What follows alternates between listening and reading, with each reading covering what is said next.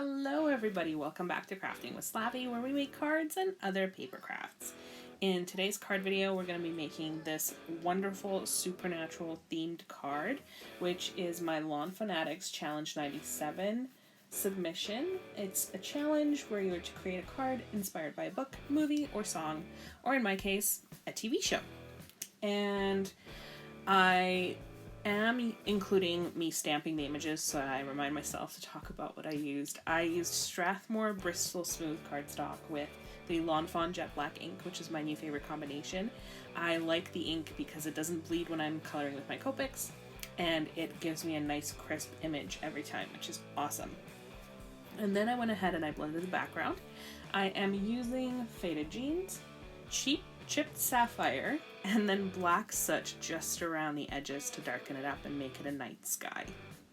I did go ahead before coloring and I cut out the little dots to help with my mechanism for the Swish and Pop, which was just part of their new release that came out at the end of February. And then this piece is the pull tab. You only need one. I cut two, ink blended both of them with the chipped sapphire. And the reason I do that is because I give my cards out to a lot of kids, so I want to make sure that they're pretty sturdy, and we'll see what I do with that in a little bit here. And then I went ahead and I started on my sentiment. This is black cardstock from my stash. I've linked it below. It's actually quite nice. This was the first time I got a chance to use it, and I'm using Harold's ABCs to spell out supernatural. I then went ahead and I stamped the word out with my Ranger Emboss It clear ink pad, and I used the Ranger Red Geranium embossing powder to heat emboss my sentiment. I like this embossing powder. It's very, it's so bright and perfect for this particular project. I then cut out the sentiment using my Everyday Sentiment banners from Lawn Fawn. And then I went ahead and I glued these two pieces together just to make that a little bit more sturdy for when the children yank on it. Alright, now a little note about the pieces that I used. I used quite a few stamp sets to make this happen. So these trees and the little tombstones, they're from Spooky Village. The other tree that you saw, which I colored at the same time, as well as this haunted house and the moon, are from Happy Haunting. There's two additional houses as well as these trees and the car. Those ones came from Happy Village. The unicorn and some of the stars that we use a little later on to stamp the background or heat emboss the background, those ones are from A Little Sparkle. And then the boys came from Tiny Friends, which is part of the new release that I mentioned. And what else? I think that about covers it.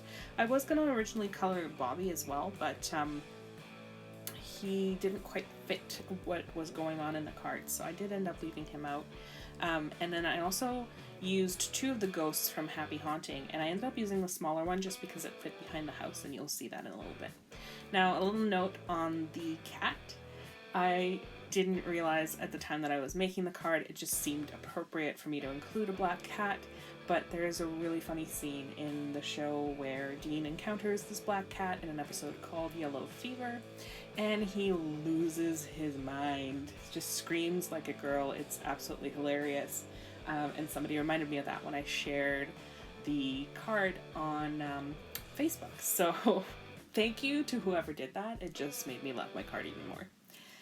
Alright, so on to the coloring here. You'll notice that the boy on the right, who I am choosing to call Dean because he's got the cool hair, he's actually wearing shorts. So I used my C7, C9 black combination to color his pants really dark so you can't really tell unless you look really close, to make them long because, of course, I don't think you've ever seen any of them in shorts. Maybe you have, but it's very rare. And then I went ahead and just colored all the rest of the images. I was going for a different green combination here, which I think I achieved. Because it is a dusky look, I think the only thing that I kind of goofed on was the windows.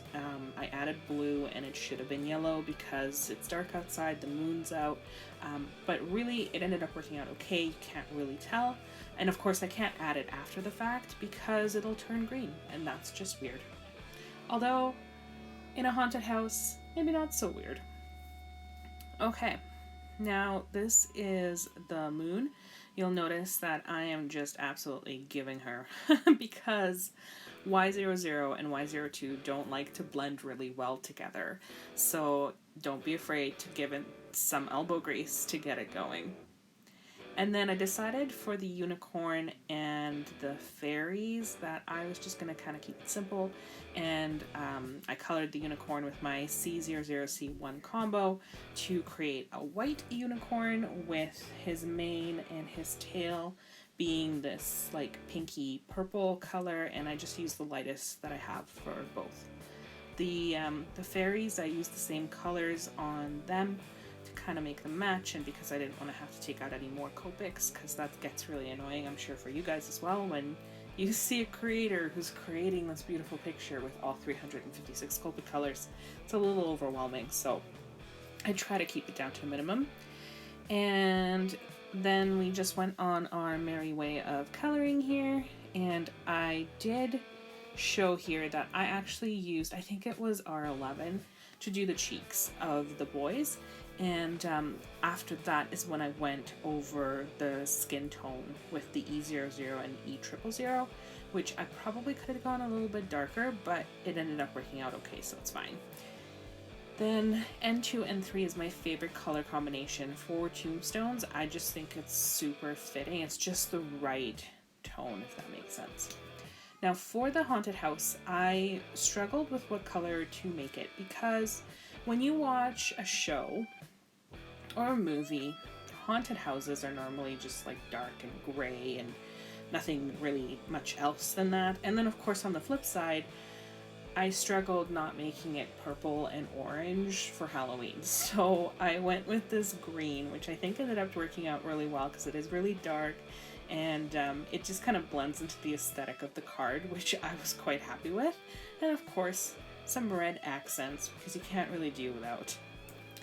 And we're just about done with the coloring here, so just finished off the haunted house, and then I colored these two, well, the house on the left and the church in mostly the same color, which is this peachy pink color. And I made the door really dark on the house, just to show that there was nobody home.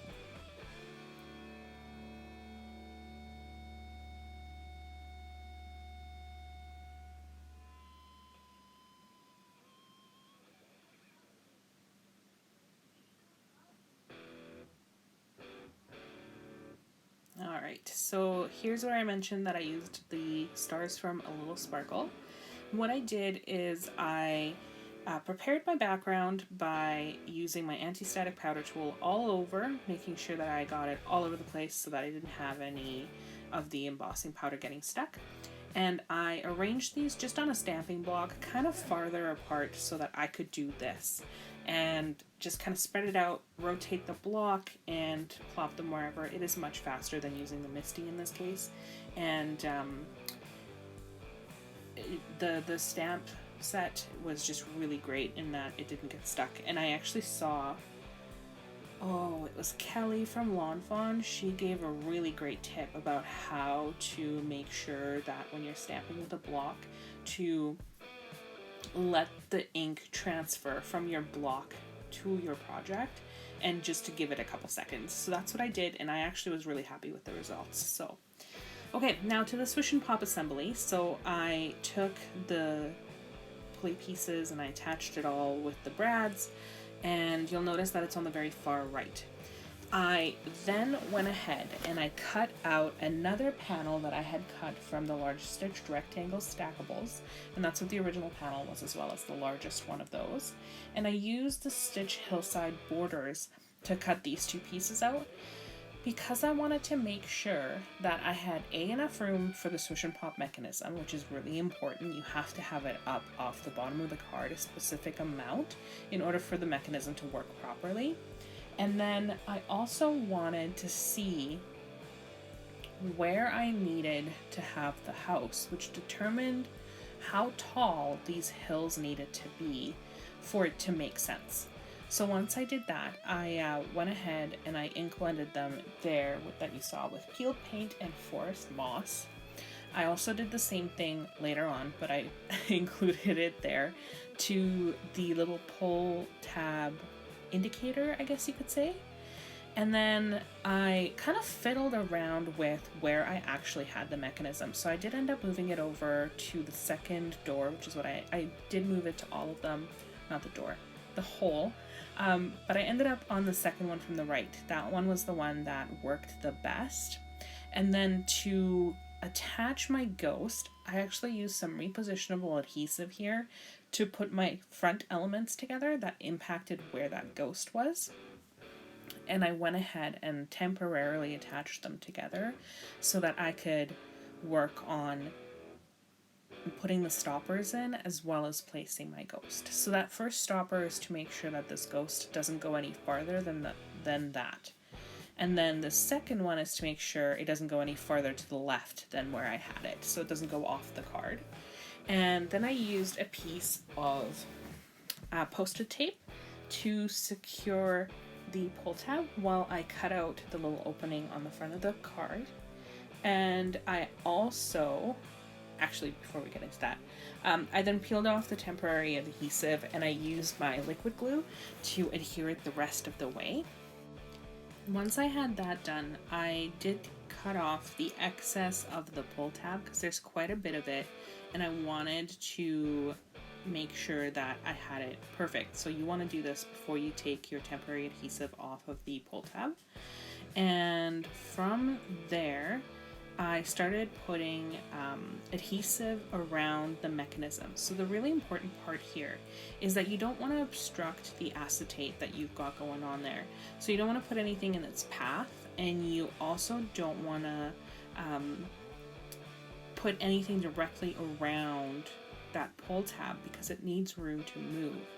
And you'll see that when I play around with it, I do leave it there for that reason so you can see.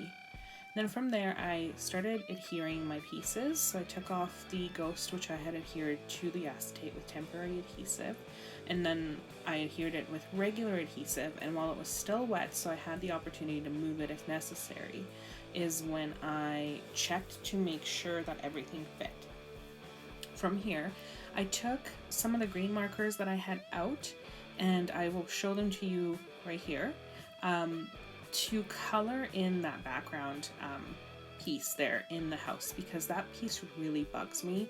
I almost wish that there was like just a little hole there to just hide it. Otherwise it's just glaringly white and it really bothers me. So I'm trying to make it match the background. And then I went ahead and I finished adhering the rest of my foam tape, my foam tape, I can't speak, wow. And I went ahead and I attached the front to the card because now I know that everything's going to work just fine. And then I went ahead and started adhering all the rest of my pieces to the front of my card. Now a note on the house. I put this on there, and when I'm building these interactive cards, I don't know if you guys do the same thing, but I swear by it. I fiddle with the mechanism non-stop, and in this case it totally saved me. So I noticed that the ghost was getting stuck, and I could just tell that if I didn't fix it, it would totally get ripped off at some point. So if you go back a little bit, you'll see that I actually put foam tape on the back of the house, on a little bit of the chimney, and on the top of that piece of the house on the right. And the reason for that is that the ghost could still pass underneath it, but it would give it that stability and almost like a housing for where the ghost could go hide. And it solved all the issues that I was having with it getting stuck. And then I went ahead and I adhered the rest of my pieces. I use a combination of wet glue and foam squares. I have the regular, which are the 1mm, and I have the thin ones, which are about half that. So I used all of those to adhere everything to my card. And when I was done is when I put my sentiment on, which actually ended up working out okay, because I wanted it at the top, so that worked out. And then I just attached the fairies and called it a day. So thank you so much for watching, you guys. I totally forgot to ask you to subscribe if you're new here, but I hope you enjoyed the content, especially if you made it this far. And I am going to provide you with a couple of links here to some other videos, as well as my unboxing that has some of the new product. And I will see you in the next one. Thank you!